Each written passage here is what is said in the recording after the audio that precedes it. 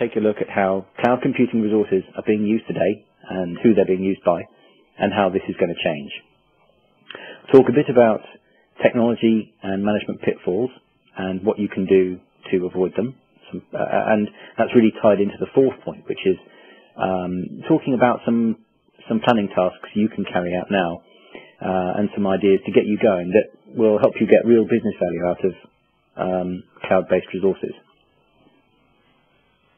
Okay. So let's start off by describing what I call a value model for cloud computing.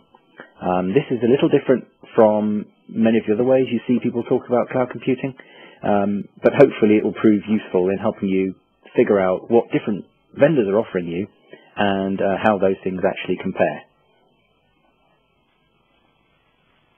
Now, before we can talk about value, we have to be clear what we're talking about. And there's a lot of, you know this at least as well as I do, there's a lot of hype, confusion, and bandwagon jumping that's going on with cloud. You know, I came across the other day a term, Cloud 2.0, which I thought was kind of funny. It's natural, there's nothing we can do about it, but it's not very helpful. There's lots of things we need to do to kind of break through some of that.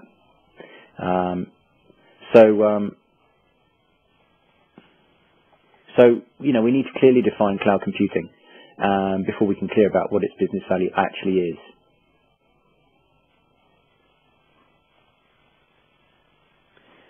So first off, let's quickly look at how cloud computing and software as a service are related.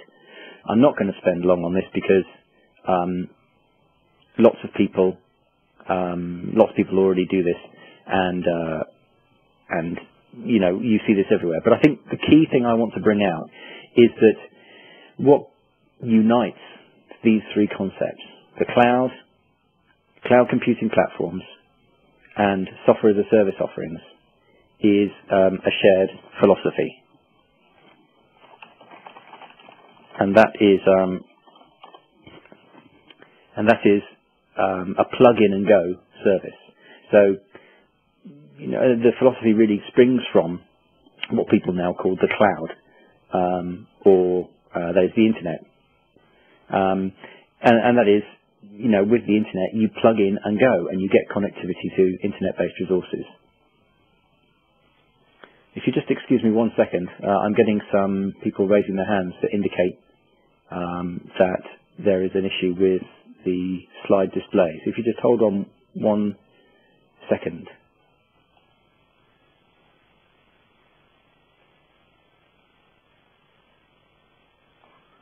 Apologies for the delay here. I'm just making sure that we're all seeing everything we should be seeing.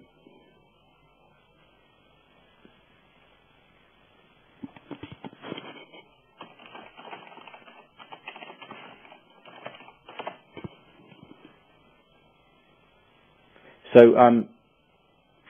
yes, cloud computing platforms which package up computing and storage services, take that same plug-in and go philosophy and apply it to computing and storage.